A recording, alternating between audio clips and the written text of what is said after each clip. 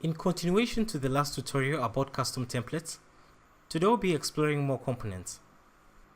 Now let's carry on from where we stopped by moving on to the input box, which is a component for collecting short responses from the end user. And this is done through the placeholder. Up next we have the text area, which serves as the component for collecting longer responses from the end user.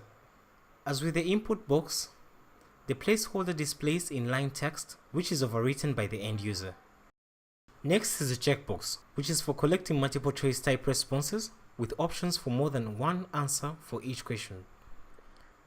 Moving on, we have the radio group, which is to collect one multiple choice type response per question. Then you can use the label option to display a question, then the option section to enter the choice.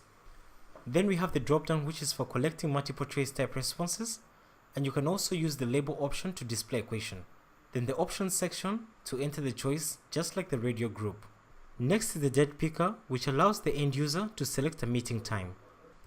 Then you can go ahead and use the label option to display a question, then the options section to enter the choice. Then lastly, we have the button component, which allows the end user to send the input they provide back to the app creator, or to reset the input they have entered. There are multiple styles that can be selected, and a custom response can be generated. Don't forget to save your work and log out of your account when you're done.